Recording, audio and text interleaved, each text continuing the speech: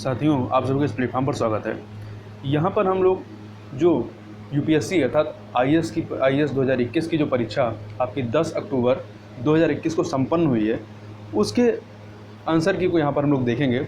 और आगे बढ़ने से पहले मैं यहाँ क्लियर कर देना चाहता हूँ कि यहाँ पर मैं जिन प्रश्नों के उत्तर बताऊँगा वो कोई 100% दावा नहीं है कि वो पूरी तरीके से सही है, परंतु सही बताने का पूरा प्रयास करूँगा। हो सकता है कुछ प्रश्नों के उत्तर गलत हो सकते हैं, क्योंकि हर बार होता है कि यूपीएससी की जो आंसर की होती है और जो लोग बताते हैं उसमें कुछ जो है डिफरेंसेस होते हैं। तो चलिए देखते हैं। यहाँ पर मेरे पास ए सीरीज है। इसका जो पहला प्रश्न है कि निम्नलिखित कथनों पर विचार कीजिए। ये आरबीआई के संबंध में 3 कथन दिए गए हैं, आप प्रश्न को पढ़ सकते हैं। इसमें से बताना सही उत्तर कौन सा है। तो देखिए, इसमें जो दूसरा वाला कथन है कि भारतीय संविधान के कतिपय प्रावधान केंद्र सरकार को जनहित में आरबीआई को निर्देश देने का अधिकार देते हैं, तो संविधान में ऐसा कोई प्रावधान नहीं है। तो दूसरा वाला कथन यहाँ पर गलत है। तो इस प्रकार से आपका जो 1 और 3 है वही आपका सही होगा। सी ऑप्शन यहाँ पर सही हो जाएगा। अगला है भारत में नियोजित अनियत मजदूरों मतलब अनऑर्गेनाइज जो मजदूर हैं उनके संदर्भ में बात कही गई है। तो ये जो 3 कथन है आप देख सकते हैं तीनों कथन को। इन तीनों कथनों में से पहला वाला कथन जो है वो सही नहीं है, बल्कि जो लास्ट के दूसरा और तीसरा कथन है वो आपके सही है। तो इस प्रकार से यहाँ पर जो बी ऑप्शन है वो सही हो जाएगा। आगे तीसरा क्वेश्चन जो इसमें दिया गया है, यहाँ देखिए जल्दी मैं प्रश्नों को उत्तर बताने का प्रयास करूँगा, तो आप चाहें तो पॉज करके प्रश्न को पढ़ सकते हैं।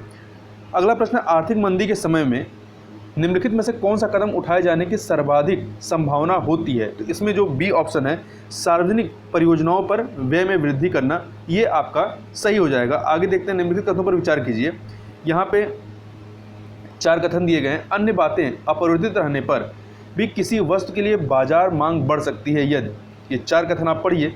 उपयुक्त कथनों में से कौन से सही हैं। तो देखिए, इसमें से जो पहला वाला इसकी स्थानापन्न वस्तु की कीमत में वृद्धि हो और चौथा इसकी कीमत घटती हो, तो ए ऑप्शन यहाँ पर सही होगा। आगे चलते हैं क्वेश्चन नंबर 5 पे।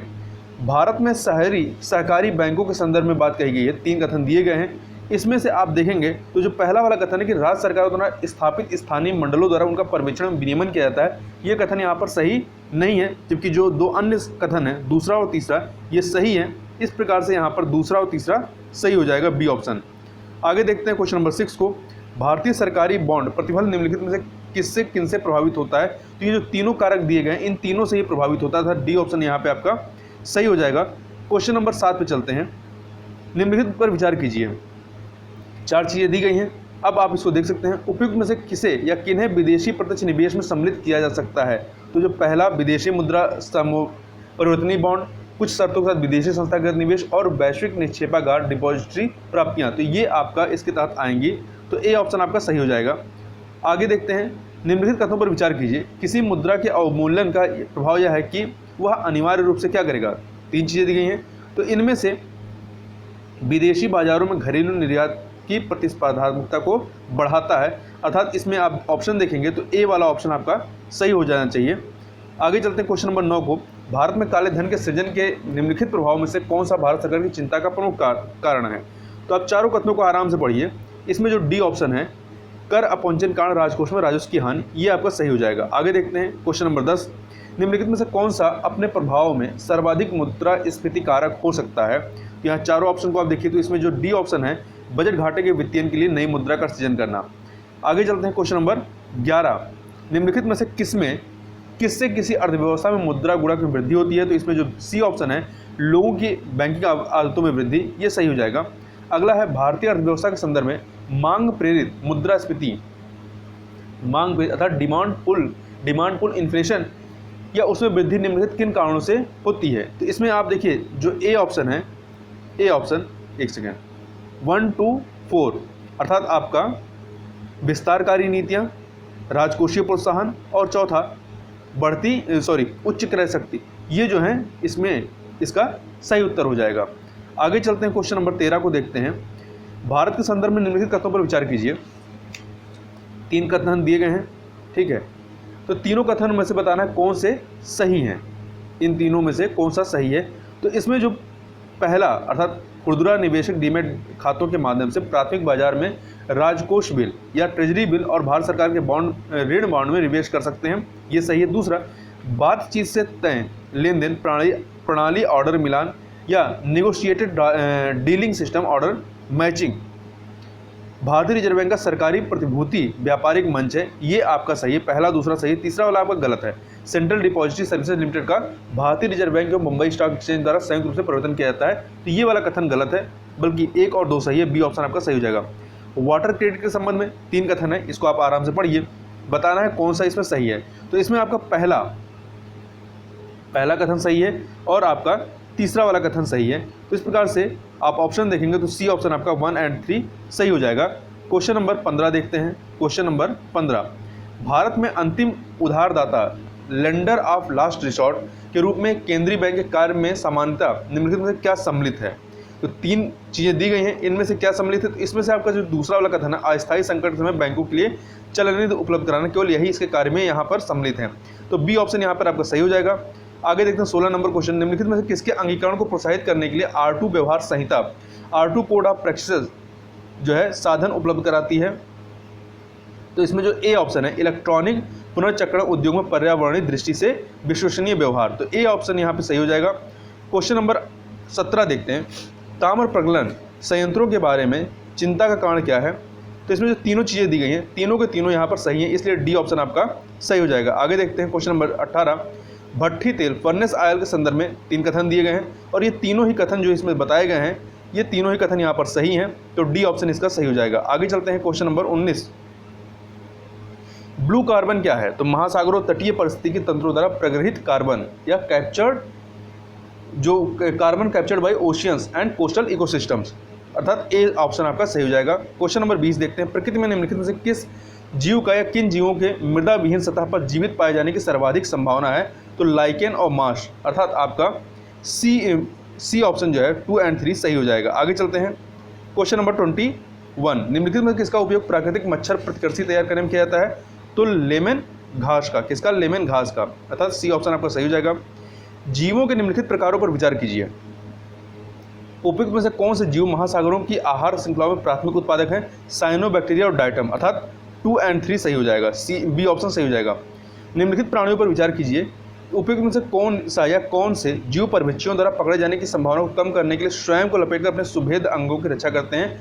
तो ये आपका जौहक और वज्रसलक, अर्थात पेंगोलिन, हेंजोंग और पेंगोलिन, अर्थात डी ऑप्शन 1 और 3 सही हो जाएगा। आगे चलते हैं, वनों पर निवार घोषणा के संदर्भ में यहाँ पर 5 कथन दिए गए हैं, इनमें से कौन सा सही है। तो देखिए, इसमें से आपका पहला वाला कथन, दूसरा कथन और चौथा कथन ये सही है, तो ए ऑप्शन आपका जो है वो सही हो जाएगा। आगे चलते हैं, तंत्रिका अपरहास न्यूरो डिजेनरेटिव समस्याओं के लिए उत्तरदायी माने जाने वाले मैग्नेटाइट कण पर्यावरणीय प्रदूषकों के रूप में निम्नलिखित किनसे उत्पन्न होते हैं। तो इन सभी से उत्पन्न होते हैं, अर्थात आपका डी ऑप्शन सही हो जाएगा। आगे चलते हैं, अगला है, निम्नलिखित में से कौन सा जीव निस्यंदकर भोजी या फिल्टर फीडर है।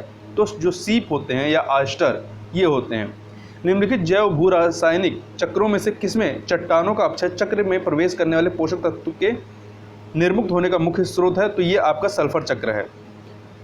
निम्नलिखित में से कौन सा जीव अपर्दाहारी डेट्रा ईटोबोर है। तो इसमें समुद्री घोड़ा तो नहीं होगा, समुद्री घोड़ा हटा दीजिए इसमें ऑप्शन से, तो आप 4 हटाएंगे तो केवल आपका सी वाला बचेगा 135, तो सी वाला ऑप्शन यहाँ पे सही है। आगे चलते हैं question number 29, UNEP united nation environment programme द्वारा समर्थित कॉमन कार्बन मैट्रिक को किस लिए विकसित किया गया है। संपूर्ण विश्व में निर्माण कार्यों के कार्बन पदचिह्न का आकलन करने हेतु, ए ऑप्शन यहाँ पे सही हो जाएगा। आगे चलते हैं क्वेश्चन नंबर 30, निम्नलिखित समूहों में से किन में ऐसी जातियां होती हैं जो अन्य जीवों के साथ सहजीवी संबंध बना सकती हैं। तो नाइडेरिया, कवक, प्रोटोजोआ ये सभी के सभी होती हैं, अर्थात डी ऑप्शन यहाँ पे सही हो जाएगा। आगे चलते हैं क्वेश्चन नंबर 31, मुरैना के समीप स्थित 64 योगिनी मंदिर के संदर्भ में निम्नलिखित कथनों पर विचार कीजिए। इसमें पहला वाला कथन जो है वो सही है और आपका चौथा कथन सही है, ठीक है, दूसरा और तीसरा सही नहीं है। तो इस प्रकार से सी ऑप्शन 1 और 4 जो है वो सही हो जाएगा, सी ऑप्शन। अगला है, निम्नलिखित में से कौन सा प्राचीन नगर अपने उन्नत जल संचयन और प्रबंधन प्रणाली के सुप्रसिद्ध है, जहां बांधों की श्रृंखला का निर्माण किया गया था और संबद्ध जलाशयों में नहर के माध्यम से जल को प्रवाहित किया जाता था। तो यह है धौलावीरा। आगे चलते हैं, क्वेश्चन नंबर 33 देखते हैं, तो यह 17वीं शताब्दी के पहले चतुर्थांश में निम्नलिखित में से कहाँ इंग्लिश या ईस्ट इंडिया कंपनी का कारखाना के या कारखाने स्थित थे? तो ये आपके भरूच में, कहाँ पे? केवल भरूच में। ये ऑप्शन आपका सही हो जाएगा। आगे चलते हैं क्वेश्चन नंबर 34। गुप्त वंश के पतन, गुप्त वंश के पतन से लेकर आरंभिक शताब्दी 7वीं शताब्दी में हर्षवर्धन के उत्थान तक उत्तर भारत में निम्नलिखित किन राज्यों का शासन था? तो इसमें देखिए, इसमें आपका मगध के गुप्त, थानेश्वर के पुष्पभूति और कन्नौज के मौखरी और साथ ही बल्लभी के मैत्रक, अर्थात 1, 3, 4, 6, अर्थात आपका जो बी ऑप्शन है वो सही हो जाएगा। आगे चलते हैं। पुर्तगालीज लेखक नूनीज के समय में विजयनगर साम्राज्य की में महिलाएं निम्नलिखित में से किन क्षेत्रों में निपुण थीं? कुश्ती, ज्योतिष शास्त्र, लेखाकरण और भविष्यवाणी। तो ये डी ऑप्शन यहाँ पर आपका सही हो जाएगा। आगे चलते हैं। आंध्र प्रदेश के मदनपल्ली के संदर्भ में निम्नलिखित में से कौन सा कथन सही है? तो सी वाला, रविन्द्रनाथ टैगोर ने यहाँ राष्ट्रगान का बांग्ला से अंग्रेजी में अनुवाद किया था 1919 में। आगे चलते हैं क्वेश्चन नंबर 37 पे। ऐतिहासिक स्थल और ख्याति का कारण, तो बुज्रहोम शैलकृत देव मंदिर के लिए तो नहीं है, ठीक है, ये सवाधान के लिए हैं, तो ए वाला सही नहीं है। चंद्रकेतुगढ़ टेराकोटा कला सही है। गणेश्वर ताम्र कलाकृतियाँ तो सही है, तो आपका डी ऑप्शन जो है वो सही हो जाएगा। अगला है इल्तुतमिश के शासन, निम्नलिखित कथनों पर विचार कीजिए। 3 कथन दिए गए हैं, उपयुक्त में से कौन से सही हैं? तो इन तीनों में आप देखेंगे केवल पहला वाला ही कथन जो है, इल्तुतमिश के शासनकाल में चंगेज खान भगोड़े ख्वारिज्म युवराज की खोज में सिंध नदी तक पहुंचा था, तो ये वाला केवल कथन आपका सही है, बाकी दोनों गलत हैं, तो ए ऑप्शन आपका सही हो जाएगा। आगे चलते हैं। Question number 39। 3 कथन दिए गए हैं, तो इसमें से देखिए, जो दूसरा कथन है कि संत फ्रांसिस जेवियर की मृत्यु गोवा में हुई तथा यहाँ उन्हें समर्पित एक गिरजाघर है, तो ये वाला कथन सही नहीं है, बाकी और जो 2 हैं वो सही है, पहला तीसरा, सी ऑप्शन सही हो जाएगा। प्राचीन भारत के इतिहास के संदर्भ में निम्नलिखित कथनों में से कौन सा या से सही हैं? तो इसमें देखिए, आपका तीनों को पढ़िए। इसमें जो तीसरा वाला है, मिताक्षरा व्यवस्था किसी परिवार के केवल पुरुष सदस्यों के संपत्ति संबंधी मामलों पर विचार करती है, जबकि दया भाग व्यवस्था किसी परिवार के पुरुष एवं महिला सदस्यों दोनों के संपत्ति संबंधी मामलों पर विचार करती है। तो यहाँ तीसरा वाला कथन सही है, इसलिए डी ऑप्शन आपका सही हो जाएगा। आगे चलते हैं। प्राचीन भारत के इतिहास के संदर्भ में भवभूत, हस्तिमल तथा क्षेमेश्वर क्यों प्रसिद्ध थे? तो नाटककार के रूप में ये प्रसिद्ध थे।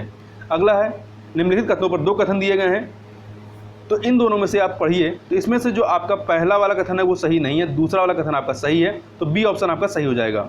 आगे देखते हैं। भारतीय इतिहास में 8 अगस्त 1942 संदर्भ में निम्नलिखित कथनों में से कौन सही है? तो NIC अर्थात कांग्रेस द्वारा भारत छोड़ो प्रस्ताव अंगीकार किया गया था, ए ऑप्शन यहाँ पर सही हो जाएगा। 44 नंबर क्वेश्चन देखते हैं। निम्नलिखित में इनमें से कौन अंग्रेजी में अनुदित प्राचीन भारतीय धार्मिक गीत का सॉन्ग फ्रॉम प्रिजन से संबंध है? तो मोहनदास करमचंद गांधी, सी ऑप्शन सही हो जाएगा। मध्यकालीन भारत के संदर्भ में निम्नलिखित में से कौन सा आकार की दृष्टि से आरोही क्रम में सही अनुक्रम में है? तो ये आपका है सूबा, सरकार और परगना, ये सही क्रम है। 1 सेकेंड देखिए, ये 45 नंबर जो है इसमें आरोही क्रम कह रहा है, ठीक है, आरोही क्रम कह रहा है। तो देखिए, ऐसे यदि बड़े से छोटे तरफ जाएंगे तो सबसे बड़ा सूबा होता है, फिर सरकार उससे छोटा होता है, फिर परगना होता है, परंतु हमें छोटे से बड़े जाना है तो परगना सबसे छोटा, फिर उससे बड़ा सरकार और उससे बड़ा सूबा। तो इस प्रकार से ए ऑप्शन यहाँ पर आपका सही होगा, ठीक है, ए ऑप्शन सही होगा, ना कि सी।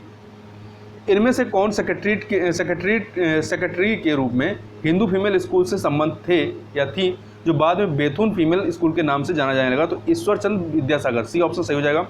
औपनिवेशिक काल के संदर्भ में शाह नवाज खान, प्रेम कुमार सहगल और गुरबख्श सिंह ढिल्लों याद किए जाते हैं, किसके लिए? डी ऑप्शन आज़ाद हिंद फौज, इंडियन नेशनल आर्मी के अधिकारियों के रूप में। आगे चलते हैं। 48 नंबर क्वेश्चन।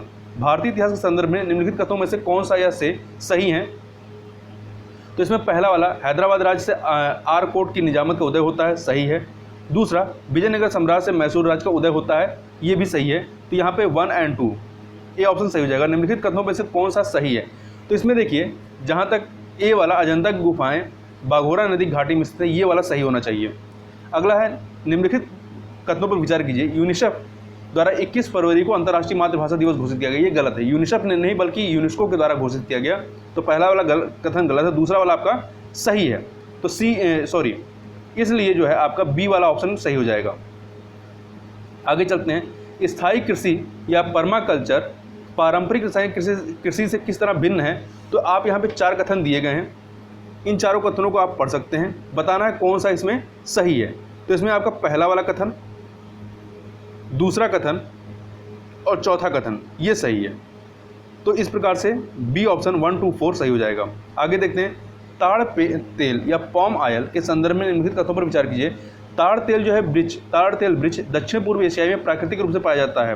तो ये कथन गलत है, क्योंकि यहाँ पे देखिए सर्वाधिक जो ताड़ का उत्पादन होता है इधर ही होता है, परंतु ये पेड़ जो है प्राकृतिक रूप से यहाँ नहीं पाया जाता है। ये जो है 20वीं शताब्दी में इस पेड़ को अफ्रीका से यहाँ पर लाया गया था। तो इसलिए पहला वाला आपका कथन गलत है, दूसरा तीसरा सही है, इसलिए आपका बी ऑप्शन जो है वो सही हो जाएगा। आगे चलते हैं, अगला है सिंधु नदी प्रणाली के संदर्भ में निम्नलिखित 4 नदियों में से 3 नदियां इनमें से किसी एक नदी में मिलती हैं जो सीधे सिंधु नदी से मिलती है। निम्नलिखित में से वह नदी कौन सी जो सिंधु नदी से सीधे मिलती है? तो यह है आपका सतलुज नदी। भारत के संदर्भ में डिडवाना, कुचामन, सरगोल और खाटू किसके नाम है? तो ये जो है आपके लवण झील के नाम है। निम्नलिखित नदियों में से नदियों पर विचार कीजिए, कौन सी नदियाँ पूर्वी घाट से निकलती, मतलब इनका ओरिजिन ही यहीं से होता है। तो इसमें आपका नागावली और वंशधारा है, अर्थात आपका 2 और 4 बी ऑप्शन आपका सही हो जाएगा। आगे चलते हैं, यहाँ पे 3 कथन दिए गए हैं, निम्नलिखित कथनों पर विचार कीजिए, इसमें से कौन सा सही है? तो देखिए, पहला वाला कथन जो है वो सही नहीं कि वैश्विक सागर आयोग या ग्लोबल ओशन कमीशन अंतर्राष्ट्रीय जल क्षेत्र में समुद्र संस्तरीय सीबेड खोज और खनन के लिए लाइसेंस प्रदान करता है। ये आपका कथन सही नहीं है, जबकि दूसरा और तीसरा वाला सही है, इसलिए आपका बी ऑप्शन जो है वो सही हो जाएगा। अगला है, निम्नलिखित में से कौन सी फसल न्यूनतम जल दक्ष है, लीस्ट वाटर एफिशिएंट फसल है, मतलब इसको पानी अधिक लगता है। तो इसमें आपका गन्ना होगा। अगला है, उष्ट 2 कथन दिए गए हैं, इन दोनों में से जो पहला वाला कथन है आपका वो सही है, दूसरा वाला कथन गलत है। तो यहाँ पर ए ऑप्शन जो है आपका वो सही हो जाएगा। आगे चलते हैं क्वेश्चन नंबर 59 पे। तो जलवायु अनुकूल कृषि क्लाइमेट स्मार्ट एग्रीकल्चर के लिए भारत की तैयारी के संदर्भ में निम्नलिखित कथनों पर विचार कीजिए। यहाँ पे आपको कुल 3 कथन दिए गए हैं, 3 कथन दिए गए हैं, इन तीनों को आप पढ़ सकते हैं और इनमें से कौन सा कथन सही है? तो इसमें से आपका तीनों ही कथन यहाँ पर सही हैं। अगला है, पत्ती कूड़ा या लीफ लिटर किसी अन्य जीवों बायोम की तुलना में तेजी से विघटित होता है और इसके परिणाम स्वरूप मिट्टी की सतह प्रायः अनावृत होती है। पेड़ों के अतिरिक्त वन में विविध प्रकार के पौधे होते हैं जो आरोहण के द्वारा या अधिपादप एपीफाइट के रूप में पनप कर पेड़ों के शीर्ष तक पहुंचकर प्रतिष्ठ होते हैं और पेड़ों की ऊपरी शाखाओं में जड़ें जमाते हैं। यह किसका सबसे अधिक सटीक विवरण है? तो ये उष्णकटिबंधीय वर्षावन का सटीक विवरण है। आगे चलते हैं, 1 सेकेंड, क्वेश्चन नंबर 61। सवाना की वनस्पति में बिखरे हुए छोटे वृक्षों के साथ घास के मैदान होते हैं, किंतु विस्तृत क्षेत्र में कोई वृक्ष नहीं होते। ऐसे क्षेत्रों में वन विकास सामान्यतः एक या एकाधिक या कुछ परिस्थितियों के संयोजन के द्वारा नियंत्रित होता है। ऐसी परिस्थितियां निम्नलिखित में से कौन सी हैं? तो इसमें देखिए, आपका अग्नि है, ठीक है, चरने वाले तृणभक्षी प्राणी हैं और आपके मौसमी वर्षा हैं। तो इस प्रकार से आप देखेंगे तो 2, 3, 4 अर्थात सी ऑप्शन आपका सही हो जाएगा। आगे देखते हैं, पृथ्वी ग्रह पर जल के संदर्भ में 2 कथन दिए गए हैं, इनमें से आप देखिए पहला वाला कथन सही नहीं है कि नदियों और झीलों में जल की मात्रा भूजल की मात्रा से अधिक है। ये गलत है, क्योंकि भूजल की मात्रा नदियों और झीलों के जल से अधिक है। दूसरा कथन, ध्रुवीय हिमछद और हिमनदों में जल की मात्रा भूजल की मात्रा से अधिक, ये सही है। तो बी ऑप्शन आपका सही हो जाएगा। 63 नंबर क्वेश्चन देखते हैं। यहाँ पर आपके 5 कथन दिए गए हैं, इन 5 कथनों को आप पढ़ सकते हैं। बताना उपयुक्त में से कौन से सही हैं, उपयुक्त में से कौन से सही हैं? तो इसमें से आपका पहला, तीसरा और चौथा ये जो हैं आपके सही हैं, पहला, तीसरा, चौथा। तो सी ऑप्शन आपका सही हो जाएगा। आगे देखते हैं, भारत में काली कपास मृदा की रचना निम्नलिखित में से किसके अपक्षयण से हुई है? तो ये जो है आपका बिदरी फिशर या ज्वालामुखी चट्टानों से इसका निर्माण हुआ है। 65 नंबर क्वेश्चन देखते हैं, पुनः संयोजित या रिकॉम्बिनेट वेक्टर वैक्सीन से संबंधित हाल के विकास के संदर्भ में निम्नलिखित कथनों पर विचार कीजिए। तो इसमें जो है दोनों ही कथन आपके सही होने चाहिए, सी ऑप्शन। अगला है, अनुवांशिक रोगों के संदर्भ में निम्नलिखित कथनों पर विचार कीजिए। तो इन दोनों कथनों को आप पढ़िए, उपयुक्त में से कौन सा सही है? इसमें जो है इसमें आपका दूसरा वाला कथन, पहला वाला गलत है, दूसरा वाला कथन सही है। आगे चलते हैं, बालगार्ड 1 और बालगार्ड द्वितीय प्रौद्योगिकियों का उल्लेख किसके संदर्भ में किया जाता है? तो इसका उल्लेख जो है आनुवांशिक रूप से रूपांतरित फसली उत्पादों के विकास के लिए किया जाता है। आगे चलते हैं। किसी प्रेशर कुकर में जिस तापमान पर खाद्य पकाए जाते हैं वह मुख्यतः निम्नलिखित किन पर निर्भर करता है? तो ढक्कन में से छिद्र के क्षेत्रफल पे, ज्वाला के तापमान, ढक्कन के भार, इन सभी पे, अर्थात डी ऑप्शन आपका सही हो जाएगा। निम्नलिखित पर विचार कीजिए। जीवाणु, कवक, विषाणु उपयुक्त में से किन्हें कृत्रिम या संश्लेषित माध्यम से समर्थित किया जा सकता है? तो तीनों को समर्थित किया जा सकता है, डी ऑप्शन सही हो जाएगा। 70 नंबर क्वेश्चन देखिए, यहाँ पे दो कथन पढ़िए, इन दोनों में से कौन सा सही है? तो देखिए इसमें से आपका पहला वाला सही नहीं है, पहला वाला सही नहीं है, दूसरा वाला कथन सही है, तो आपका बी ऑप्शन जो है वो सही हो जाएगा। जल किसी अन्य द्रव की अपेक्षा अधिक पदार्थों को घोल सकता है, क्योंकि इसकी प्रकृति क्या होती है? द्विध्रुवीय होती है।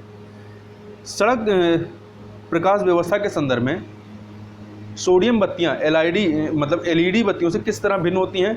तो इसमें आप तीनों कथन पढ़िए, इसमें से आपका पहला और तीसरा वाला जो कथन है वो सही है, अर्थात सी ऑप्शन सही हो जाएगा। अगला देखते हैं। ACE2 पद का उल्लेख किस संदर्भ में होता है? तो आनुवांशिक रूप से रूपांतरित पादपों में पुनः स्थापित या इंड्यूस्ड जीन से, तो ए ऑप्शन। आगे चलते हैं 74 नंबर क्वेश्चन। बिस्फिनॉल ए जो चिंता का कारण निम्नलिखित में किस प्रकार के प्लास्टिक के उत्पादन में एक संरचनात्मक या प्रमुख घटक है? तो पॉलीकार्बोनेट के। निम्नलिखित में किसमें ट्राइक्लोशन के विद्यमान होने की सर्वाधिक संभावना, जिसके लंबे समय तक उच्च स्तर के प्रभावन में रहने को हानिकारक माना जा सकता है? प्रसाधन सामग्री में। खगोलीय दूरियां प्रकाश वर्ष में मापे जाने के कारण निम्नलिखित में से कौन सा है? तो प्रकाश की गति सदैव एक समान होती है, ये डी ऑप्शन। हमने ब्रिटिश मॉडल पर आधारित संसदीय लोकतंत्र को अपनाया है, किंतु हमारा मॉडल उस मॉडल से किस प्रकार भिन्न है? तो देखिए इसमें दोनों ही कथन जो हैं आपके सही हैं, तो सी ऑप्शन आपका सही हो जाएगा। आगे देखते हैं। संघ सरकार के संदर्भ में निम्नलिखित कथनों पर विचार कीजिए।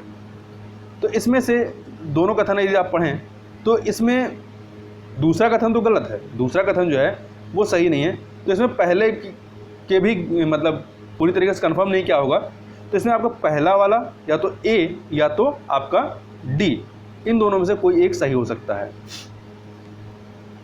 आगे चलते हैं। 79 नंबर क्वेश्चन को देखते हैं। भारत के संविधान के किस अनुच्छेद के अंतर्गत निजता का अधिकार संरक्षित है? तो अनुच्छेद 21 के तहत। निम्नलिखित कथनों पर विचार कीजिए। यहाँ पे आपको 3 कथन दिए गए हैं, ठीक है, 3 कथन दिए गए हैं, इसमें से कौन सा बताना सही है? तो इसमें से जो पहला वाला कथन है वो सही है। आगे चलते हैं। निम्नलिखित कथनों पर विचार कीजिए। 81 नंबर क्वेश्चन में यहाँ पे 3 कथन दिए गए हैं। शहर का अधिकार एक सम्मत मानव अधिकार था। इस संबंध में संयुक्त राष्ट्र हैबिटेट प्रत्येक देश द्वारा दी गई प्रतिबद्धताओं को मॉनिटर करता है। तो इन तीनों को आप आराम से पढ़िए, बताना उपयुक्त कथनों में से कौन सा या से सही है। तो पहला और दूसरा जो है ये सही है, अर्थात सी ऑप्शन जो है वो सही हो जाएगा। आगे चलते हैं। भारत के संदर्भ में निम्नलिखित कथनों पर विचार कीजिए। न्यायिक हिरासत का अर्थ है कि अभियुक्त संबंधित मजिस्ट्रेट की हिरासत में और ऐसे अभियुक्त को पुलिस स्टेशन के हवालात में रखा जाता है, ना कि जेल में। उसे जेल में रखा जाता है, हवालात में नहीं। तो इसलिए दूसरा पहला वाला कथन गलत है। दूसरा, न्यायिक हिरासत के दौरान मामले के प्रभावी पुलिस अधिकारी न्यायालय की अनुमति के बिना संदिग्ध व्यक्ति से पूछताछ नहीं कर सकते, तो दूसरा वाला कथन सही है, तो बी ऑप्शन आपका सही हो जाएगा। आगे चलते हैं क्वेश्चन नंबर 84 पे। भारत के संदर्भ में निम्नलिखित कथनों पर विचार कीजिए। पैरोल से संबंध में 2 कथन दिए गए हैं, तो इसमें जो पहला वाला कथन है वो गलत है, दूसरा वाला कथन आपका जो है वो सही है, तो बी ऑप्शन आपका सही हो जाएगा। आगे चलते हैं। राष्ट्रीय स्तर पर अनुसूचित जनजाति और अन्य पारंपरिक वन निवासी वन अधिकारियों की मान्यता अधिनियम 2006 के प्रभावी कार्यान्वयन को सुनिश्चित करने के लिए कौन सा मंत्रालय या केंद्रक अधिकरण या नोडल एजेंसी है? तो ये जनजातीय कार्य मंत्रालय, डी ऑप्शन। कानून को लागू करने के मामले में कोई विधान जो किसी कार्यपालक अथवा प्रशासनिक प्राधिकारी को अनिर्देशित एवं अनियंत्रित विवेकाधिकार देता है, भारत के संविधान के निम्नलिखित अनुच्छेदों में से किसका उल्लंघन करता है? तो अनुच्छेद 14 का। आगे चलते हैं। 86 नंबर क्वेश्चन। भारतीय राज्य व्यवस्था में निम्नलिखित में से कौन सी अनिवार्य विशेषता है जो यह दर्शाती है कि उसका स्वरूप संघीय है? तो बी वाला ऑप्शन, संघ की विधायिका में संगठक इकाइयों के निर्वाचित प्रतिनिधि होते हैं। निम्नलिखित में से कौन सा राज्य सत्ता का सर्वोत्तम रूप से परिभाषित करता है? तो इसमें जो बी ऑप्शन आप देखेंगे, बी ऑप्शन ये सही है। आगे चलते हैं क्वेश्चन नंबर 88 पे। भारतीय न्यायपालिका के संदर्भ में निम्नलिखित कथनों पर विचार करना। 2 कथन दिए गए हैं कि भारत के राष्ट्रपति की पूर्वानुमति से भारत के मुख्य न्यायमूर्ति द्वारा उच्चतम न्यायालय के सेवानिवृत्त किसी न्यायाधीश को उच्चतम न्यायालय के न्यायाधीश के पद पर बैठने और कार्य करने बुलाया जा सकता है। बिल्कुल सही। भारत में किसी भी उच्च न्यायालय को अपने निर्णय के पूर्वावलोकन की शक्ति प्राप्त जैसा उच्चतम न्यायालय के पास। तो यहाँ दोनों कथन आपके सही हैं। भारत के संदर्भ में निम्नलिखित कथनों पर विचार कीजिए। 3 कथन दिए गए हैं कि भारत में केवल एक ही नागरिकता और एक ही अधिवास है। तो ये वाला कथन ही आपका केवल सही है, बाकी दोनों कथन जो है वो गलत हैं। निम्नलिखित में से कौन सा कारक किसी उदार और लोकतंत्र में स्वतंत्रता की सर्वोत्तम सुरक्षा को निहित करता है? तो एक प्रतिबद्ध न्यायपालिका। भारतीय संविधान के अंतर्गत धन का केंद्रीकरण किसका उल्लंघन करता है? तो ये राज्य के नीति के निर्देशक तत्वों का। भारत में संपत्ति का अधिकार की स्थिति क्या है? तो ये जो है वह विधिक अधिकार है जो किसी भी व्यक्ति को प्राप्त है, केवल नागरिकों को नहीं, मतलब किसी भी व्यक्ति को। 26 जनवरी 1950 को भारत की वास्तविक संवैधानिक स्थिति क्या थी? तो यदि आप प्रेम्बल पढ़ेंगे तो वहाँ पे जो पुराना प्रेम्बल है जिसमें 42वें संविधान संशोधन अधिनियम के माध्यम से चेंजिंग नहीं किया गया है, तो संपूर्ण प्रभुत्व संपन्न लोकतांत्रात्मक गणराज्य, क्योंकि पंथनिरपेक्ष और समाजवादी जो है शब्द 42वें संविधान संशोधन अधिनियम 1976 के माध्यम से जोड़े गए थे। क्वेश्चन नंबर 94 देखते हैं। संवैधानिक सरकार का आशय क्या है? तो कोई सरकार जो संविधान की सीमाओं से परिबद्ध हो। भारत के संदर्भ में हल्वी हो और कोई पद किससे संबंधित है? तो जनजातीय भाषा से। भारत रत्न और पद्म पुरस्कारों के संबंध में निम्नलिखित कथनों पर विचार करना है। 3 कथन दिए गए हैं कि भारत रत्न और पद्म पुरस्कार भारत के संविधान के अनुच्छेद 18(1) के अंतर्गत उपाधियां नहीं, ये कथन गलत है। दूसरा, वर्ष 1954 में प्रारंभ किए गए पद्म पुरस्कारों को केवल एक बार निलंबित किया गया, गलत है क्योंकि 2 बार निलंबित किया गया है। तीसरा, किसी वर्ष विशेष में भारत रत्न पुरस्कारों की अधिकतम संख्या 5 तक सीमित है, नहीं 3 तक सीमित है। तो इसमें से कौन सही नहीं है? तो इसमें से तीनों सही नहीं है। आगे चलते हैं क्वेश्चन नंबर 97। संयुक्त राष्ट्र पूंजी विकास निधि UNCDF और आर्बर डे फाउंडेशन ने हाल ही में हैदराबाद को विश्व के 2020 वृक्ष नगर ट्री सिटी की मान्यता प्रदान की है। तो इसमें से कथन ये गलत है कि संयुक्त राष्ट्र पूंजी विकास निधि नहीं है, बल्कि यहाँ पे FAO है। FAO और ऑब्जर्वर डे फाउंडेशन। FAO मतलब फूड एंड एग्रीकल्चर ऑर्गेनाइजेशन ने मिलकर के ये मान्यता दी है। तो पहला वाला कथन आपका यहाँ पे गलत है, दूसरा वाला सही है। तो इस प्रकार से डी ऑप्शन जो है वो सही है। कथन ए सही नहीं है, किंतु कथन 2 सही है। वर्ष 2000 में प्रारंभ किए गए लॉरियंस विश्व खेल पुरस्कार के संबंध में निम्नलिखित कथनों पर विचार कीजिए। अमेरिकी गोल्फर खिलाड़ी टाइगर वुड्स इस पुरस्कार का प्रथम विजेता था, सही है। अब तक यह पुरस्कार अधिकतर फार्मूला 1 खिलाड़ी को मिला है, ये कथन गलत है। तीसरा, अन्य खिलाड़ियों की तुलना में रोजर फेडरर को यह पुरस्कार सर्वाधिक बार मिला है, ये सही है। तो पहला और तीसरा सही है, सी ऑप्शन आपका सही हो जाएगा। 99 नंबर क्वेश्चन देखते हैं। 32वें ग्रीष्मकालीन ओलंपिक के संदर्भ में इस ओलंपिक का आधिकारिक आदर्श वाक्य एक नई दुनिया, ए न्यू वर्ल्ड थी, नहीं, ये गलत है। यूनाइटेड बाई इमोशंस था, तो ये कथन आपका गलत हो गया। दूसरा, इस ओलंपिक में sport climbing, surfing, skateboarding, karate तथा बेसबॉल को शामिल किया गया था, दूसरा वाला कथन आपका सही है। तो यहाँ पर बी ऑप्शन सही हो जाएगा। ICC वर्ल्ड टेस्ट चैंपियनशिप के संदर्भ में निम्नलिखित कथनों पर विचार कीजिए। ये दोनों कथन आप आराम से पढ़िए, ये दोनों ही कथन यहाँ पर गलत हैं। तो डी ऑप्शन जो है वो सही हो जाएगा। इस प्रकार से 100 प्रश्नों के उत्तर को सही बताने का प्रयास किया है। हो सकता है कुछ प्रश्नों के उत्तर गलत हों, तो आप कमेंट बॉक्स में बता सकते हैं। तो इस वीडियो में बस इतना ही, मिलते हैं नेक्स्ट वीडियो में, तब तक के लिए बहुत बहुत धन्यवाद।